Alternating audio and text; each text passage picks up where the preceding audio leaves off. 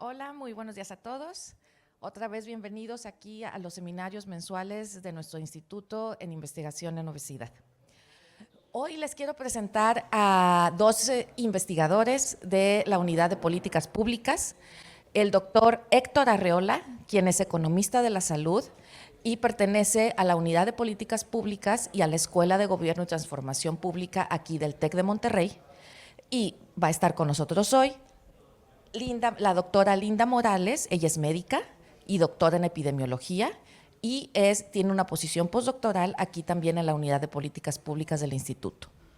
Los dos van a estar conversando con nosotros sobre las cargas que tienen los factores de riesgo en obesidad y sobrepeso en México. Así que, pues, muy bienvenidos sean todos ustedes y comenzamos. Buen día, gracias. La idea del taller de hoy es presentarles un número especial que tuvimos en el mes de diciembre de la Gaceta Médica de México sobre los datos de la carga de la enfermedad y los factores de riesgos asociados. Un poco ya los conocen, son datos que hemos utilizado, los tuvimos en nuestro taller hace un mes y medio. La importancia del documento de estos datos es que son lo más auténtico, lo más original y lo más reciente que tenemos sobre factores de riesgo a nivel global, y los estamos utilizando para hacer el análisis en México. Entonces, esa fue una gran ventaja, que nos hayan invitado el Instituto para la Métrica y la Evaluación de la Universidad de Washington. Nos permitió hacer uso de sus datos antes de que estuvieran publicados para este número especial de la Gaceta Médica de México, y tuvimos la fortuna de que nos invitaron a la Unidad de Políticas Públicas del Instituto de Investigación en Obesidad para participar en varios de los documentos que están en ese número especial. Bueno, vamos a arrancar con al principio con Linda presentándonos todo lo del tema de la carga de la enfermedad. Es un poco para que los que no están muy familiarizados entiendan de qué estamos hablando sobre carga de la enfermedad y factores de riesgo. Y después yo pongo el ejemplo sobre uno de los factores de riesgo que nos interesan, que es el del índice de masa corporal como predictor de obesidad. Adelante. Muchas gracias. Hola a todos. Algunos de ustedes pues ya me conocen. Soy Linda Morales, investigadora de postdoctorado en la Unidad de Políticas Públicas. Como mencionó el doctor Héctor, vamos a empezar con una breve introducción a manera de que todo el mundo se empape un poco de la carga de la enfermedad para que sea más aprovechado la presentación de los dos trabajos que traemos el día de hoy. Ok, bueno, espero que algunos de ustedes sí hayan leído alguna vez algo sobre el Global Burden of Disease. Para los que no, esto se define brevemente como un esfuerzo científico en el cual se pretende cuantificar la pérdida de salud. Pero esto es muy interesante porque cuantifica no solo la pérdida de salud en cuanto a enfermedad, sino también cuantifica lesiones, secuelas, factores de riesgo. Y todo ello lo hace con la intención de tener una comparación o tener una magnitud del impacto de estas enfermedades o de estas lesiones, secuelas, factores. Y lo puedes comparar entre sexos, o sea, el sexo con el que nace el sujeto, entre años. Tenemos estimaciones de 1990 a 2021 entre países del mundo, también entre grupos de edad que pueden incluso ser definidos según el grupo de análisis que les interese, y por último a nivel estatal. También, como derivado de este estudio, hay un subestudio que se le llama Local Burden of Disease, en donde también se estimaron métricas del GBD en radios de 5 por 5 kilómetros. Ahora bien, para medir la carga, no podemos agrupar casos de enfermedad, casos de lesiones, casos de secuelas, porque son cosas diferentes. Entonces, para cuantificar esto, lo que hace el Global Burden of Disease es cuantificar tiempo, porque el tiempo sí se puede agregar. Entonces, calcula el tiempo que una persona vive con discapacidad y el tiempo que pierde por muerte prematura. Es decir, si una persona nace y está al principio en un estado de completa salud, pues posteriormente, a lo largo de su vida, va a presentar discapacidad por alguna condición, la que ustedes imaginen, desde una cefalea o alguna cuestión de diabetes.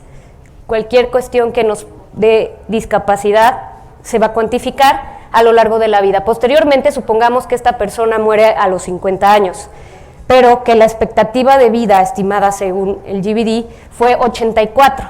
Entonces, esta persona perdió, debido a su muerte prematura, 34 años. Este cálculo de la expectativa de vida se hace con base en el promedio del país que tuvo la longevidad más alta del mundo, y existen tablas con estos cálculos. Entonces, con base en eso se hace la referencia. Esto va a variar según el año de análisis. Posteriormente, si ustedes agrupan estas dos mediciones, o sea, suman estos 2 años, estas dos métricas, vamos a obtener los años de vida saludable perdidos.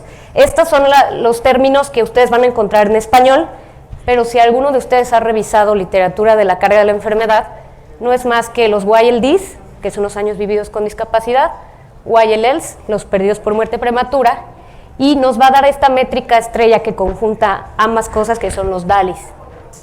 Entonces, para recapitular, los AVISA perdidos o DALYs es igual a la suma de los años perdidos por muerte prematura más los años vividos con discapacidad.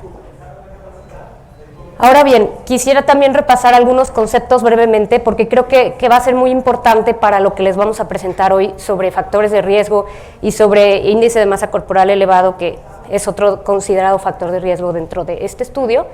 La fracción atribuible, ¿qué es? Es una proporción, pero es la proporción de la carga de alguna enfermedad, la que se les ocurra, que se puede atribuir a la exposición de un factor de riesgo específico. Es decir, esta es una medida de la proporción de casos que se podrían evitar si nosotros elimináramos el factor de riesgo.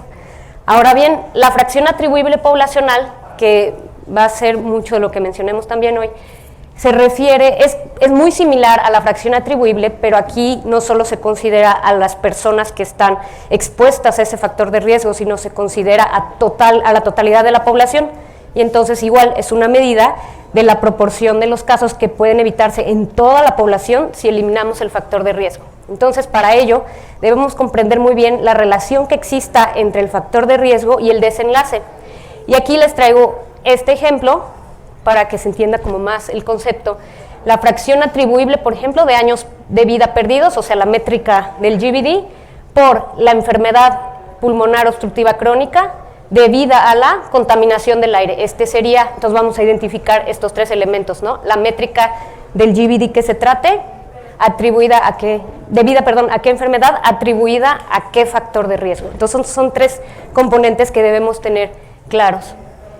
Porque para el Global Burden of Disease, cuando ustedes analizan este estudio, hay 2 abordajes que se deben tomar en cuenta. Están las enfermedades, que estas podemos estimarlas directamente, la carga se estima directamente, enfermedad cualquiera que se les ocurra. Actualmente en el GBD se estudian más de 280 enfermedades, pero el caso de los factores de riesgo es otra cosa. Para que ustedes los puedan analizar, deben tener muy en cuenta que estos cuantifican la pérdida de la salud, pero siempre atribuida al factor, o sea, va ligado a cierta enfermedad y siempre también acompañado de una métrica del GBD.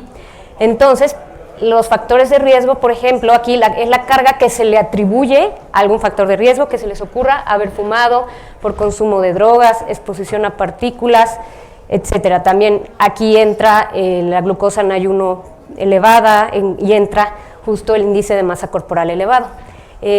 Algo también muy importante, entonces, factores de riesgos, cualquier característica o atributo que nos confiere una mayor probabilidad de tener cierta enfermedad.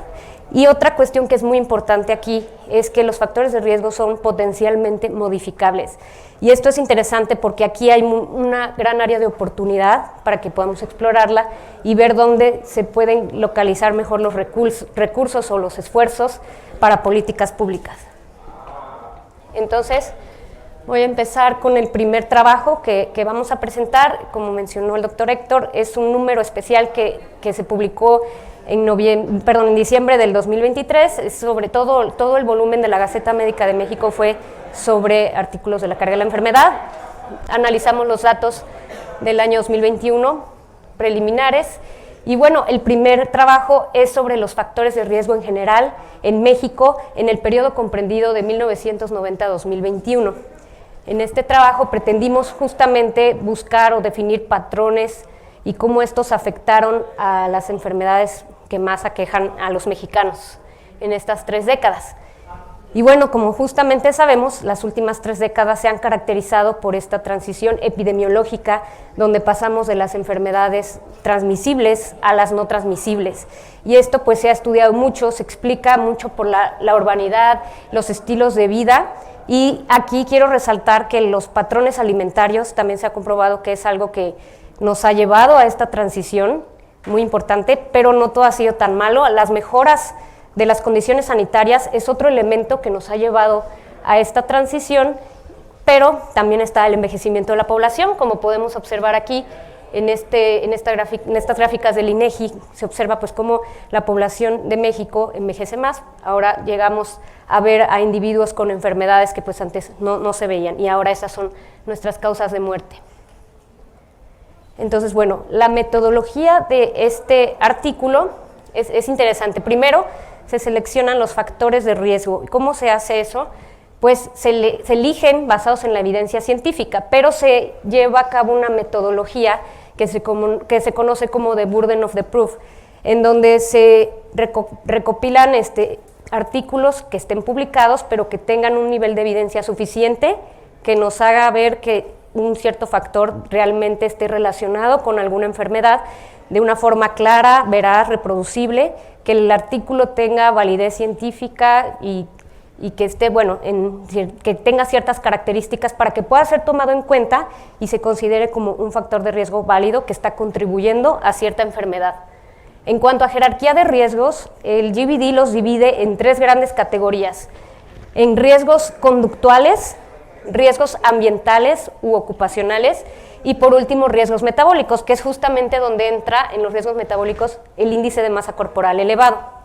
Hay diferentes niveles de desagregación que ahorita les voy a enseñar brevemente, pero estos son como los 3 grandes grupos de factores de riesgo.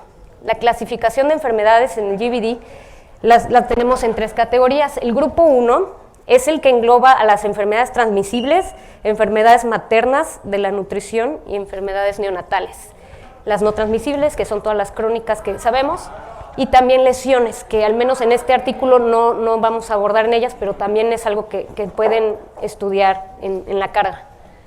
El cálculo de la carga se lleva a cabo mediante modelos. Los modelos son de tipo bayesiano, entonces se modelan los riesgos, los factores de riesgo, riesgos relativos, se contrastan con escenarios contrafactuales y también pues ahí se calcula la fracción atribuible poblacional. Esa fracción atribuible poblacional se estima por diferentes niveles de jerarquía y también se estima por cada año que existe de análisis, por grupos de edad, por sexo y por todas las cuestiones que les dije que podemos estratificar, también por estado. Y nos da estimaciones de los intervalos de incertidumbre. Estos son los análogos de los intervalos de confianza, solo que se denominan así cuando resultan de los modelos bayesianos. Ahora, para los que no han visto la visualización del GBD, está el nivel 1, como les había mencionado. Aquí pueden ver los 3 grupos de factores de riesgo: conductual en morado, metabólico es como color melón y el ambiental es verde. Entonces, como observan, cuando ustedes lo desagregan a nivel 2, ahí mismo en la visualización, van a poder ver que, por ejemplo, el conductual son todos los morados, está desnutrición, tabaquismo, riesgos dietéticos, alcoholismo. En cuanto a metabólicos, está tensión arterial sistólica elevada, glucosa plasmática en ayuno y otros riesgos. Y los ambientales, pues aquí los vamos viendo también más desagregados. Ahora bien, si le pasamos a nivel 3 de desagregación, aquí desnutrición ahora me lo desagrega a un retraso en el crecimiento infantil. Aquí, si se dan cuenta, la contaminación ahora me lo da por material particulado, etcétera. Así se va haciendo más desagregado. No aplica para todos los factores de riesgo, por supuesto. ¿Cómo desagregan índice de masa corporal elevado? No tiene más desagregación. Pero para los que sí, a eso se refieren estos niveles. Si se dan cuenta, ya para el nivel 4, el retraso del crecimiento infantil, pues ya me lo desagrega en bajo peso al nacer y el bajo peso en el infante. Ahora, en cuanto a resultados, cuando analizamos esta información, resultaron 14.9 millones de avisa perdidos, que son los DALIs, recordemos, y de ello, pues los riesgos metabólicos en México fueron los grandes protagonistas, seguidos de los riesgos conductuales y los riesgos ambientales. Aquí les traigo un ejemplo. Esto es material suplementario de este artículo que les presento, pero esto es interesante. Estos son dos mapas subnacionales estratificados por sexo y es justo la tasa de avisa perdidos debido a riesgos metabólicos. Entonces, es interesante porque de entrada, ustedes ven, son las mismas escalas, los dos mapas. Entonces, observen cómo pareciera de entrada que las mujeres aportan un poco menos de la métrica, menos tasa de avisas perdidos que los hombres, ¿no? De entrada sí vemos.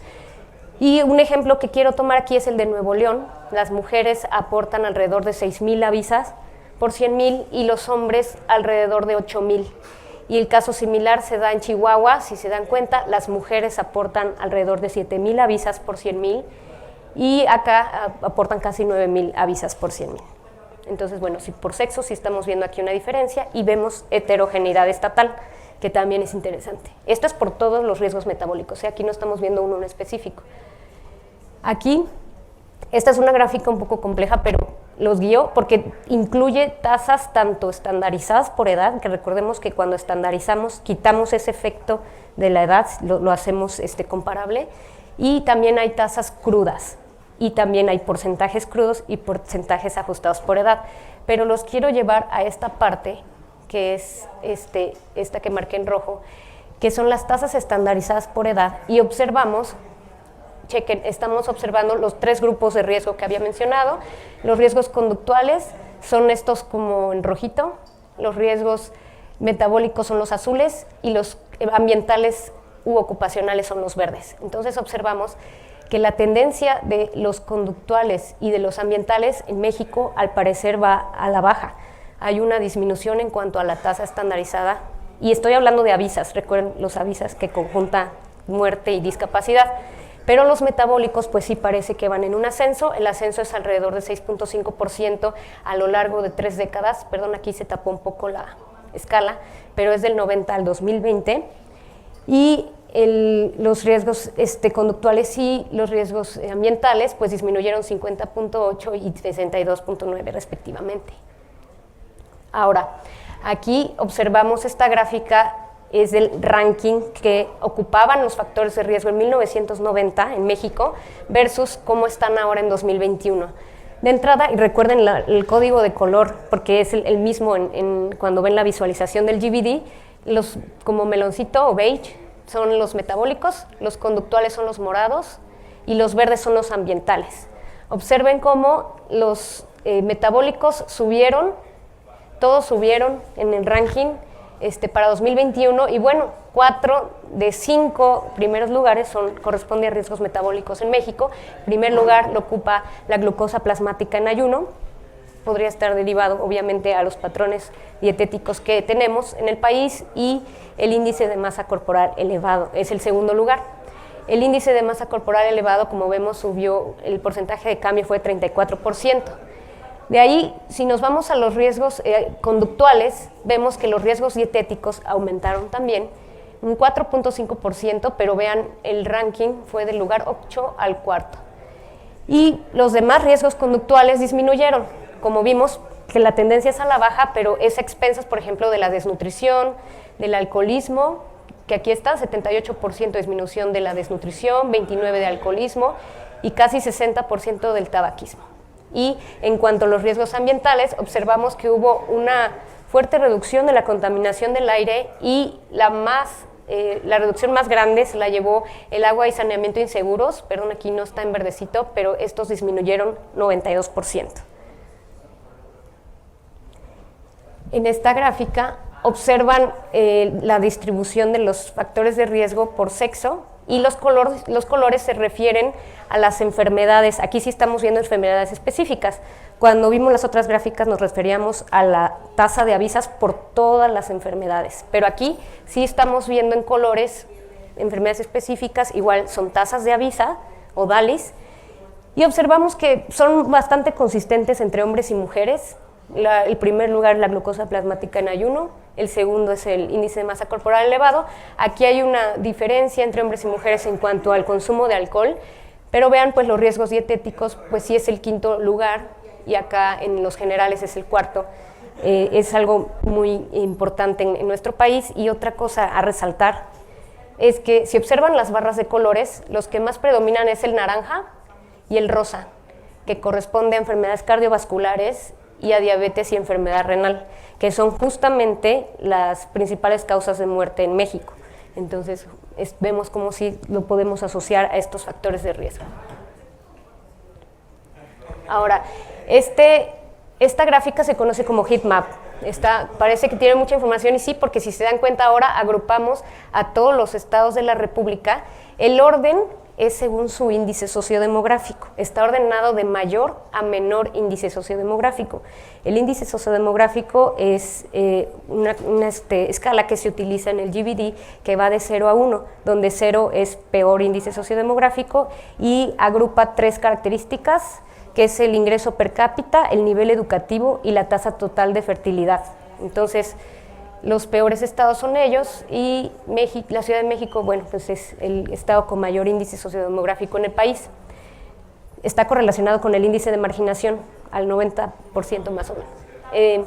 Bueno, y observen que los principales factores de riesgo en todos los estados, de nuevo vemos glucosa plasmática en ayuno elevado, índice de masa corporal elevado y presión arterial sistólica elevada. Esto fue los de mayor tasas de avisa.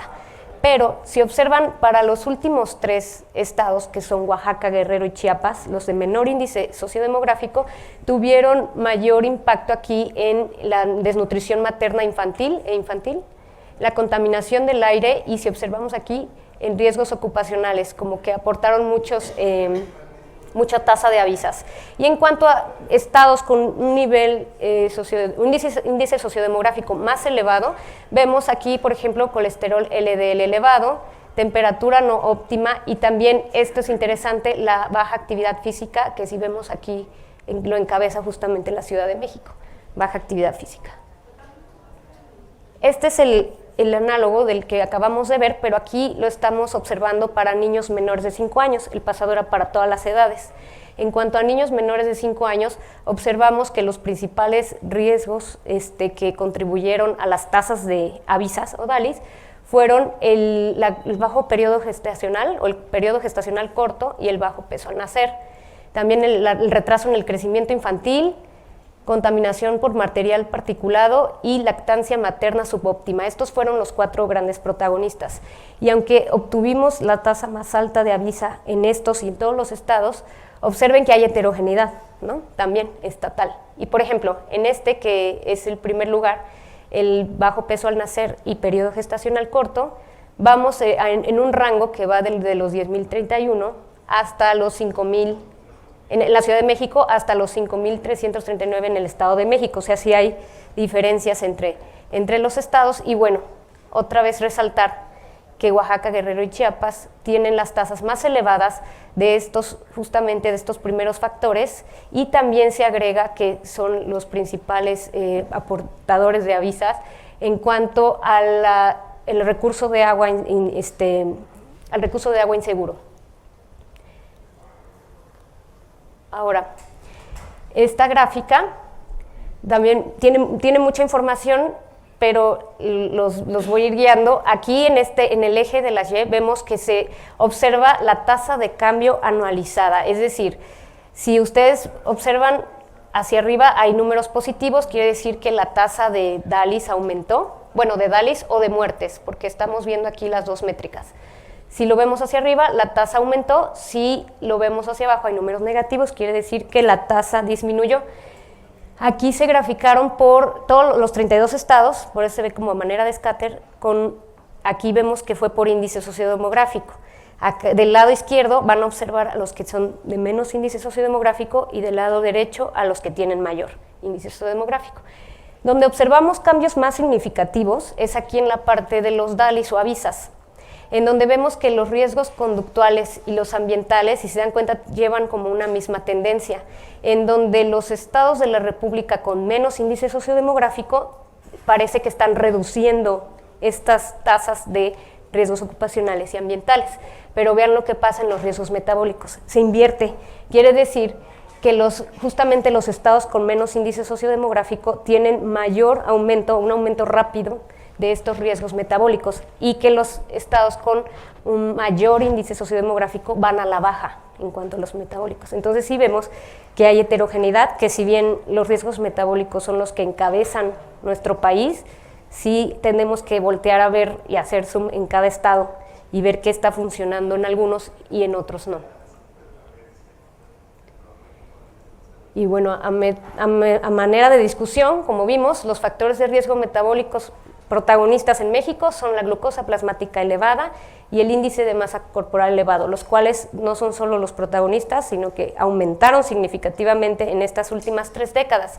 Y por supuesto que estos están muy relacionados a las enfermedades que nos están llevando a la muerte en México, que son principalmente diabetes y enfermedades cardiovasculares. Son muy relacionados a estas 2 enfermedades. Entonces, por supuesto, nos habla de que hay políticas que todavía no están funcionando para poder mantener esto a raya, pero pues sí, también observamos con toda la información vista que hay una disminución de riesgos conductuales y ambientales. Esto nos podría dar un reflejo de que hay probablemente que están funcionando las políticas públicas que se están llevando a cabo. 2 de ellas muy interesantes, que es el impuesto a las bebidas azucaradas y el etiquetado frontal de alimentos. Entonces pareciera que está habiendo un impacto, pero por supuesto vemos que es un impacto desigual, pero hay una disminución. Se está empezando a ver una disminución en el impacto con los DALES.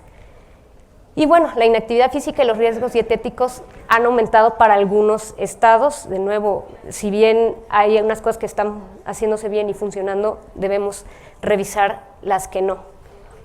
Y bueno, esta otra situación es interesante, nada más les mostré una gráfica de niños menores de 5 años, pero pues sí vemos que también todavía hay mucha desnutrición en el país, no es en general, pero sí hay algunos estados con importantes tasas de desnutrición en niños, y la deficiencia de hierro en niños también es otra preocupación importante, porque esto puede dar como resultado un retraso cognitivo que impacte de forma irreversible en una niñez pues más tardía.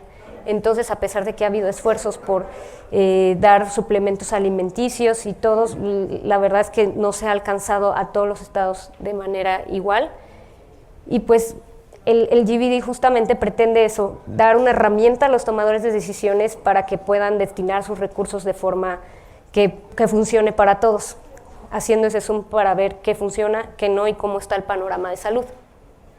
Entonces, como reflexiones, debemos dirigir políticas públicas contra los riesgos metabólicos. Vemos que esto sigue a la alza, reflejan todos estos estados la coexistencia de una doble carga de la enfermedad, de lo cual también se ha publicado bastante, donde encontramos un país con desnutrición infantil, pero también con mucha obesidad, no solo en adultos, sino también en niños que va en ascenso.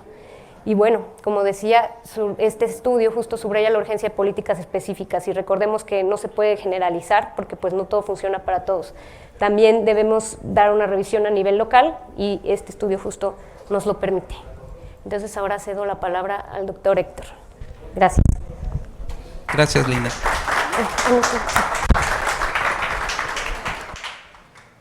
Bueno, yo antes de avanzar con esta otra parte, quiero aprovechar lo que ya presentó Linda, porque me parece bastante relevante para el objetivo que tenemos aquí.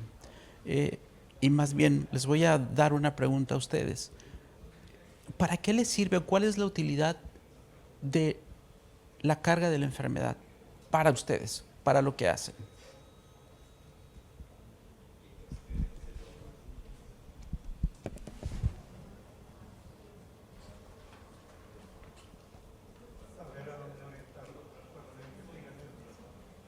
Muy bien, ¿sí? ¿Qué más? Si se quiere analizar los costos, pues es importante ver hacia dónde van. También está bien la respuesta. No hablamos nada de costos, pero podemos ligar todo lo que ya presentó Linda, incluso para saber si yo actúo sobre un factor de riesgo específico y me cuesta esa acción tanto, versus haber actuado contra otro factor de riesgo y me costó tanto, yo podría distinguir o priorizar entre ellos, ¿sí? Es bueno, funciona. ¿Qué más? Todavía no estamos hablando de costos, pero sí. ¿Qué más?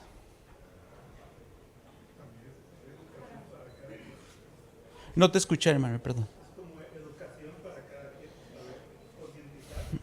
Sí, va la respuesta. Lo que dijeron está muy bien.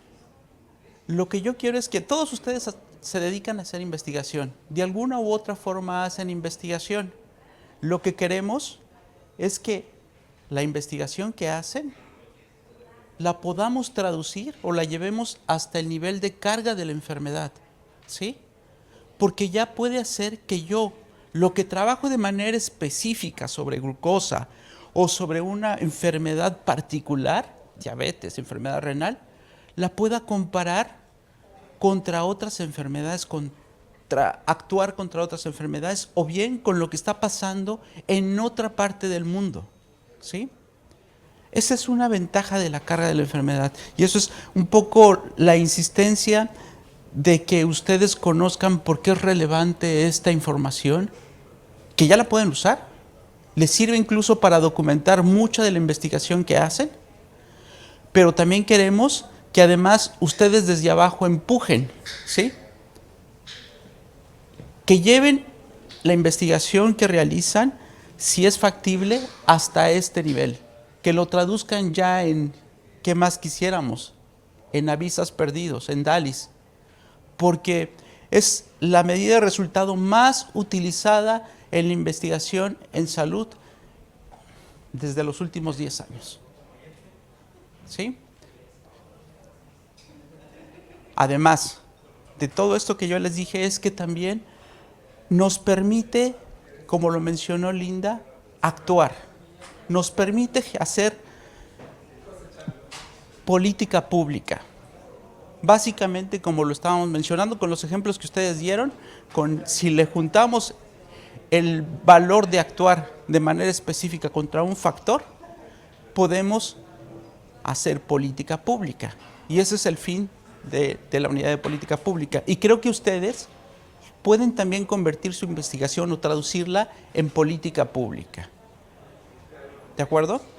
Porque a final de cuentas lo que hizo Linda no se quedó con el factor atribuible, sino lo subió o lo escaló hasta el factor atribuible poblacional. Y la política pública tiene que ver con la población. Entonces, creo que ahí radica la relevancia de este tipo de estudios. Voy a aterrizar ahora con el caso específico de índice de masa corporal. Yo sé que no les gusta. Yo sé que hay mucha crítica y mucha controversia sobre el índice de masa corporal, pero es lo que la literatura toma como el parámetro sobre obesidad, ¿sí? Lo podemos utilizar combinado con otros factores de riesgos metabólicos que tenemos ahí en el estudio, o con algunos de los que ustedes puedan medir, y ver qué tanto relacionan o no, ver qué tanto funcionan como una nueva medida, pero ahorita es lo que tenemos, ¿de acuerdo? Y lo voy a hacer para el caso del factor de riesgo índice de masa corporal elevado.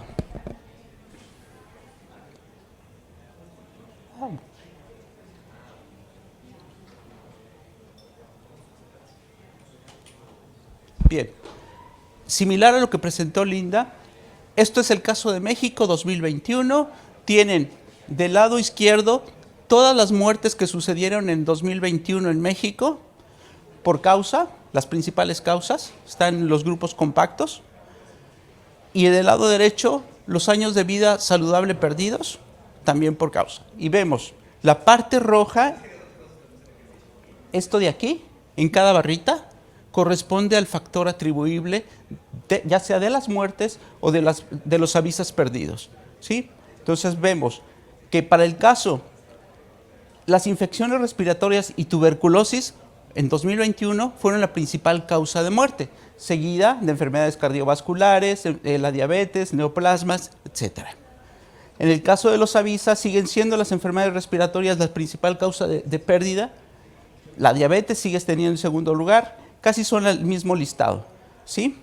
Pero el índice de masa corporal no está presente en todas las causas, solamente en unas específicas.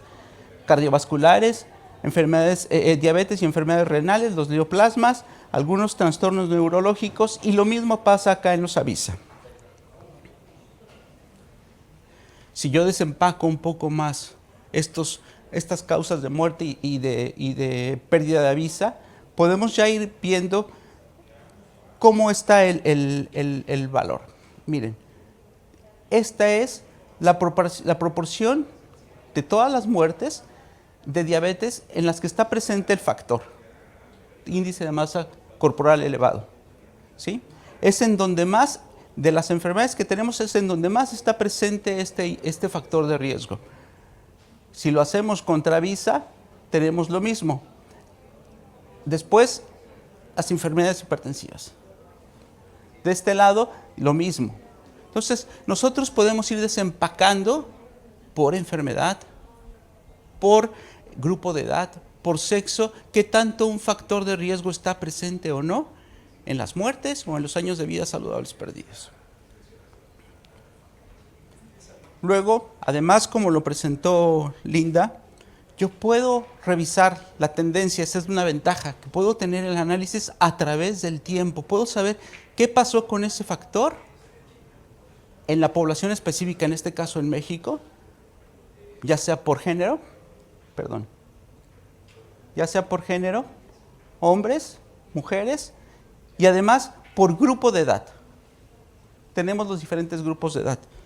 ¿Qué les dice la gráfica? Ayúdenme a leerla.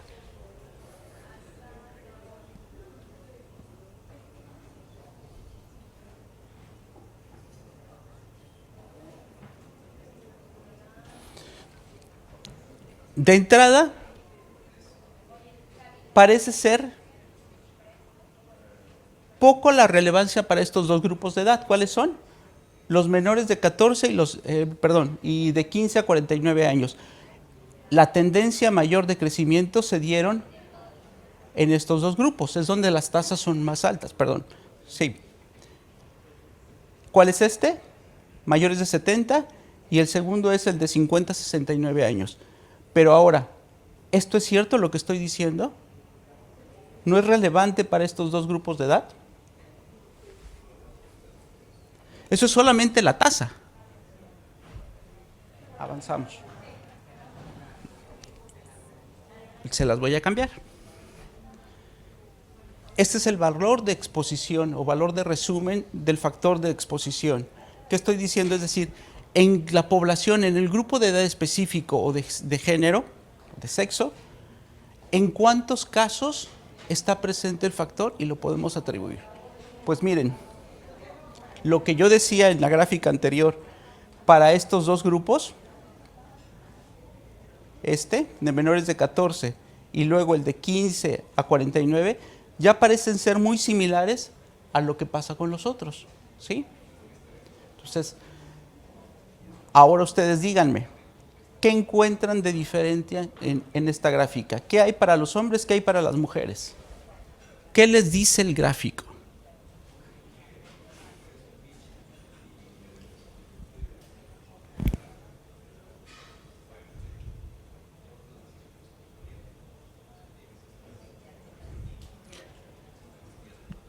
El gráfico tiene mucho de lo que ustedes ya saben. ¿En dónde decimos que creció más ese factor de riesgo?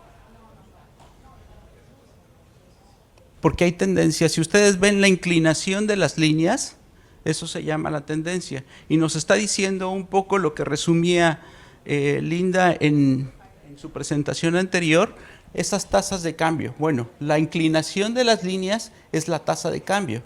Es en qué grupo está creciendo más en el tiempo el factor o está decreciendo más en el tiempo.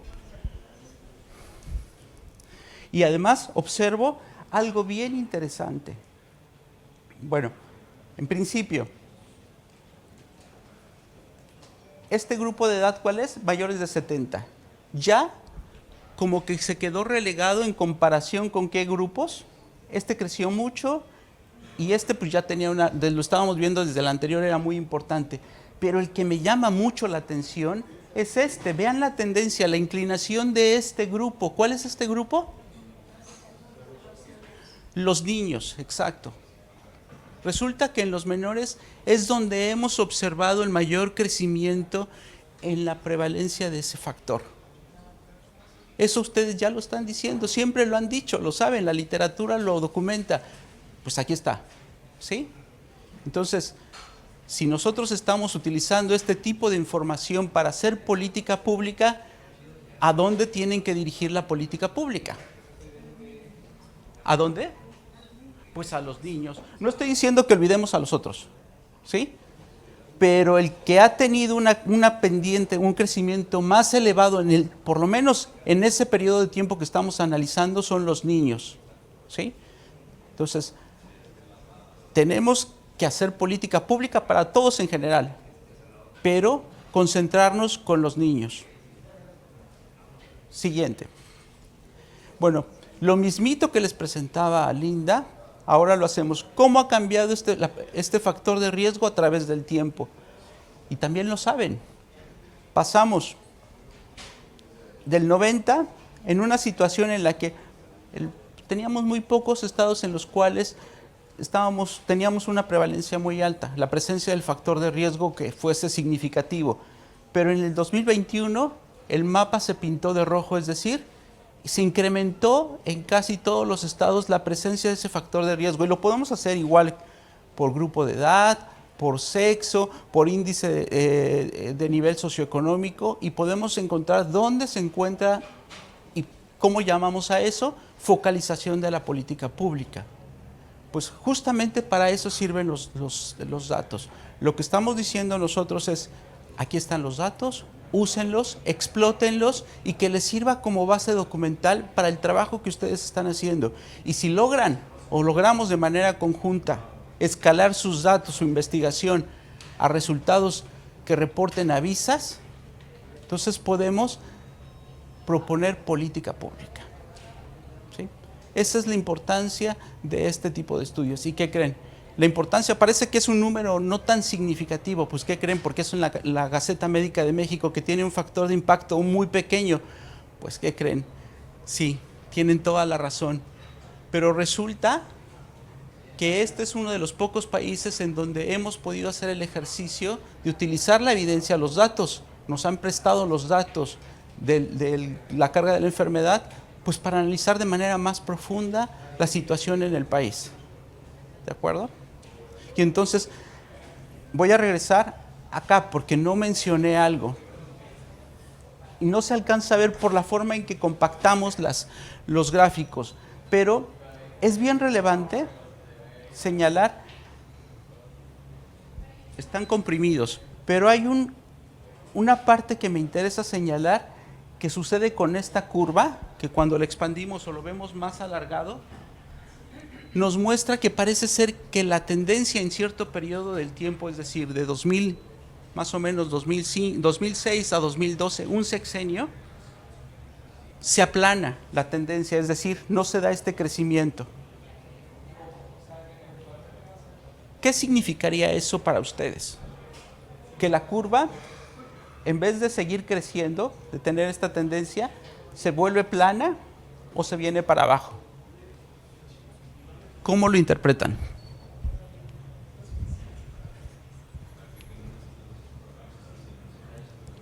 Justo coincide, desafortunadamente no se ve, pero justo coincide ese periodo de 2006 a 2012, coincide cuando tenemos el bombardeo de política pública para detener o controlar la obesidad en los niños. Desafortunadamente, no hay evidencia de cuál fue el impacto de cada una de estas intervenciones de política pública y no sabemos cuál de todas fue la que más contribuyó a lograr ese aplanamiento. Además, el aplanamiento es que hoy implemento la política y mañana luego lo estoy viendo el resultado, sino tiene una secuencia, es un resultado que veo en el mediano y en el largo plazo. Bueno, pero la evidencia es que sí se puede lograr detener. ¿Qué pasó después que volvió a crecer? Y entonces ahí genera un nicho, una ventana de oportunidad de qué podemos estar investigando. ¿Por qué se aplana? ¿Por qué funciona la política pública o todo lo que hicimos ahí como licuadora en ese momento? ¿Y por qué después vuelve a crecer? Y bueno, hasta aquí terminamos. Espero que tengan les sirva, que esto nos funcione. Y bueno, preguntas.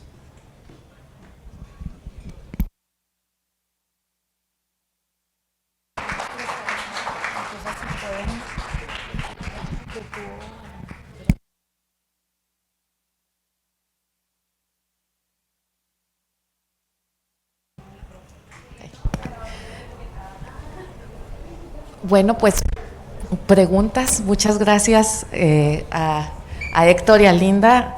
Excelente. Nos abren tanto a los investigadores como al público en general los ojos sobre qué debemos investigar y en qué nos debemos fijar, ¿no?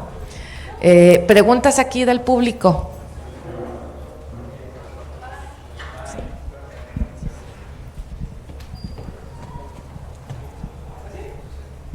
Muchas gracias, buenos días todavía.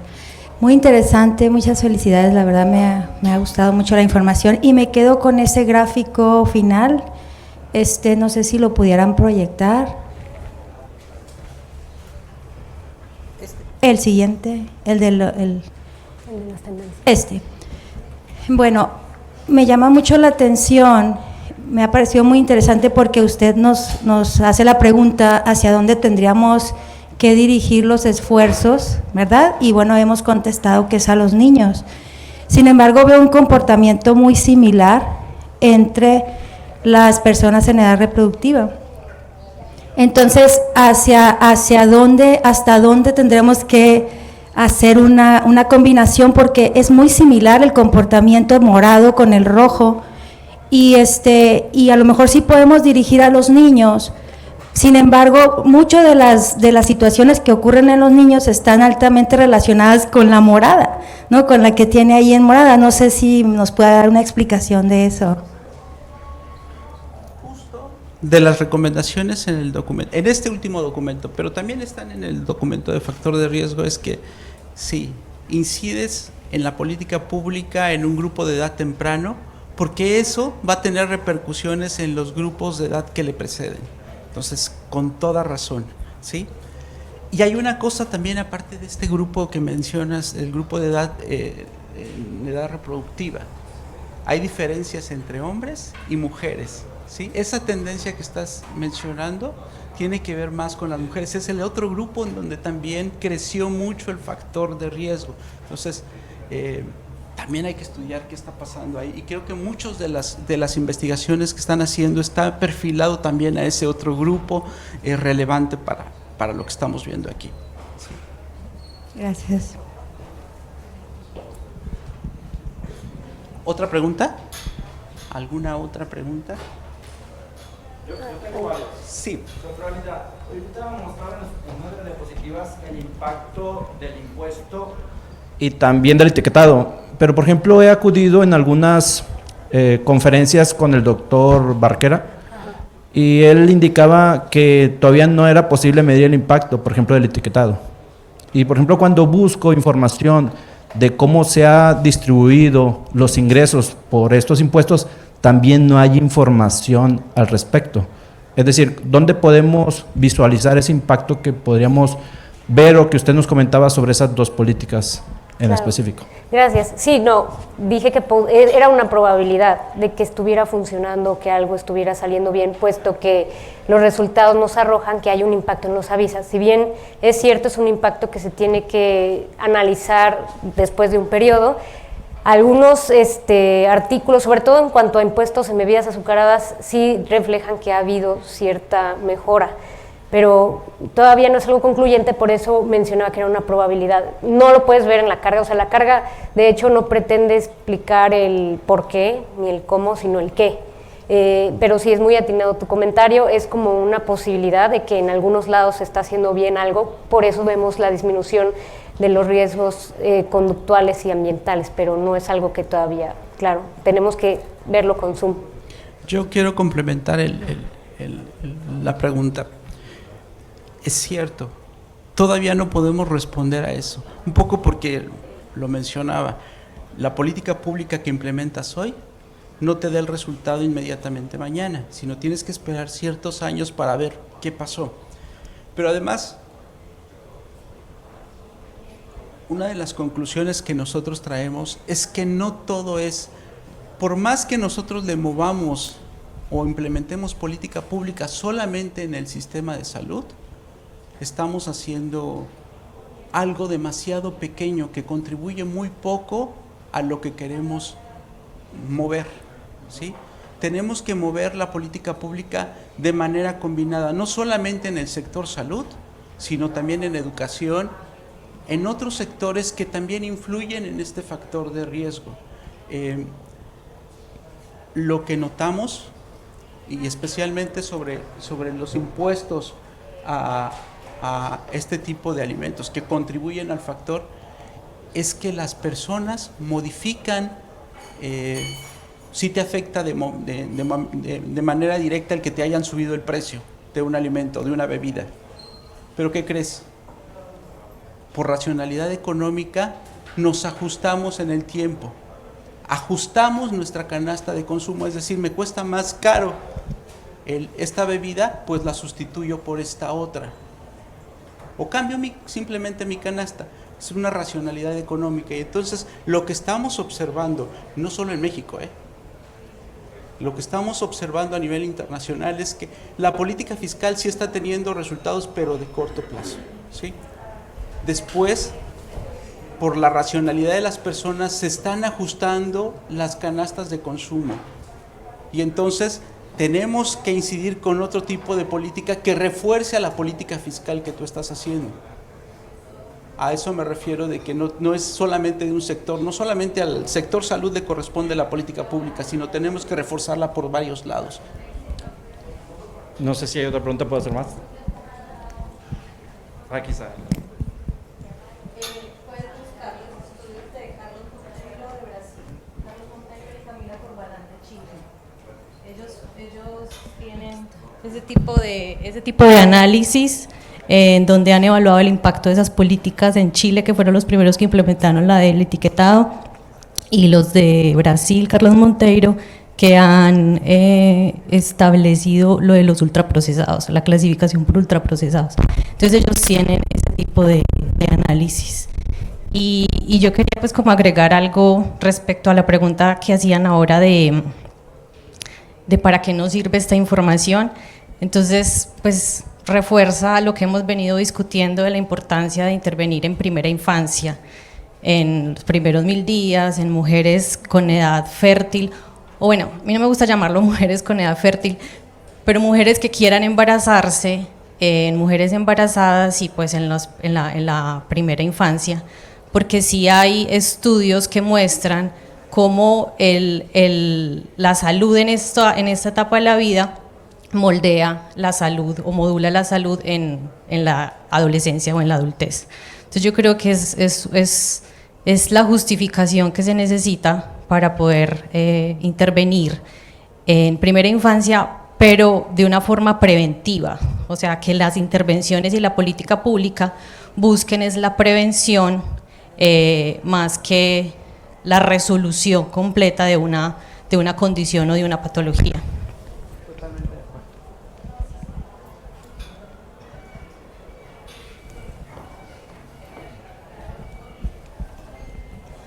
¿Alguna otra pregunta?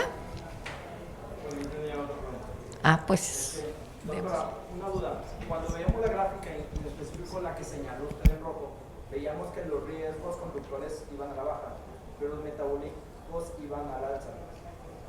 ¿Cómo podemos determinar estos riesgos que van a la baja? Yo trabajo en las escuelas, donde veo a los niños, educadoras, padres, y digo, en la vista no veo un cambio. ¿Cómo medir ese cambio? Y otra, ¿no será que esos riesgos conductores ya impactaron en los metabólicos y entonces su impacto ya se va hacia ellos? Es decir, creo que había lo del corazón y diabetes, entonces los riesgos conductuales ya actuaron de niño y ya ahorita están trasladándose a los adultos. Es decir, como que hay, ¿cómo podemos definir ese impacto? Bueno, la gráfica que mencionas es sobre, bueno, no sé si la puedo regresar, es sobre, justamente, recuerda que cuando evalúas estos factores de riesgo, lo que les mencionaba es que no los puedes ver directamente. Tú estás viendo la tasa de avisa, que es atribuible a cierto factor de riesgo, y aquí lo estás viendo macro y lo estás viendo por estados específicos. ¿Era esta o la...? Ah, perdón, yo creí que la de estados. ¿Te referías a esta? Ah, ok. ¿Qué era lo que decía? ¿Sabes qué? Creo que son los rosas, los conductores van bajando, sí, pero van subiendo los metabólicos. Correcto. Podríamos decir que los conductores ya hicieron su impacto en la salud de los adultos, y entonces por eso ahora ya los metabólicos son los que están generando. Ah, ok. Lo que mencionas es muy... Sí, claro, eso tiene todo el sentido. Hay una influencia de algunos riesgos conductuales sobre los metabólicos. Por ejemplo, en cuanto a los riesgos conductuales, uno que es muy característico y que mencionamos, que los riesgos dietéticos que sí han influido, pero en este momento lo que tú ves no necesariamente tiene que ver como que esté relacionado, ¿sí me explico? No estás viendo aquí la relación de uno con otro, o sea, estás viéndolo de forma individual, pero no entiendo entonces bien tu pregunta. Que a lo mejor los riesgos, yo lo que visualizo es que a lo mejor como que la información de los conductores no está a la baja, es decir, que a lo mejor no estamos midiendo correctamente los datos, porque pues, el comportamiento de la obesidad y los demás elementos que tenemos sigue estando presente y a su máxima expresión. Sí, pero aquí estás viéndolo para todas las edades y estandarizado por edad, o sea, no estás identificando un grupo de edad específico, al menos no en esta gráfica, tú lo estás viendo para todas las edades y estás ya quitando el efecto del envejecimiento, o sea, para hacerlo comparable.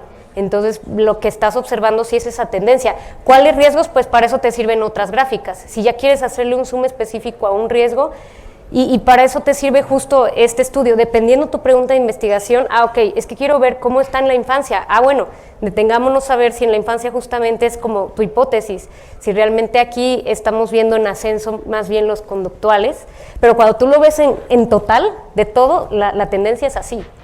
Quizás ya cuando hagas el zoom al grupo específico es diferente, pero luego ojo, porque igual si lo ves por estados, ¿no? Un grupo de edad de, ¿qué te gusta? De 0 a 9 años, lo ves así como que el riesgo conductual, específicamente los riesgos dietéticos, iban a la alza. Ok, eso contrasta con lo que dice aquí. Ok, de acuerdo, pero si le haces un zoom al estado, te das cuenta que quizás es Chiapas, que quizás es, ¿me explico?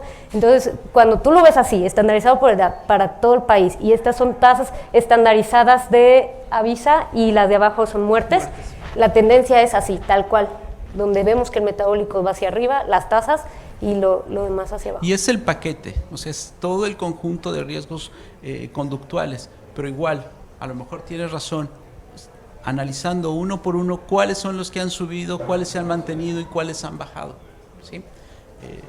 Porque tiene un poco que ver con la otra pregunta que hiciste, y es relacionado. Yo lo estaba poniendo con la política fiscal, y es en el mismo sentido que mencionas. Si tú le subes el precio a ciertas bebidas, pues ¿qué hacen los individuos? Modifican su conducta, y el modificar su conducta también tiene un impacto sobre su dieta.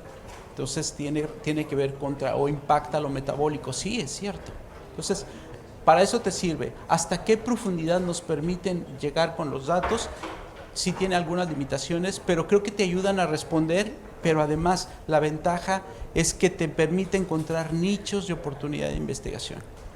Y ¿sabes qué? Desagregar los riesgos, porque vemos también conductores, pero no sabemos a expensa de quién, ¿no? Ya vimos de los metabólicos, son protagonistas muy obvios, pero igual y conductuales y ambientales sí habría que verlos con más lupa y ver, porque si hay desagregación, no me acuerdo si vienen bebidas azucaradas según yo, ¿no? Pero al menos como de frutas, de granos enteros en cuanto a dietéticos, sí puedes ir como a más nivel para ver quizás dónde hay área de oportunidad. Ok, pues sí, ya nos dieron un poquito más de las 11, muy interesante y las preguntas también. Muchas gracias a todos por estar aquí y a los que están también siguiéndonos en Tech Live. Muchas gracias y pues nos vemos el próximo mes. Buenos días.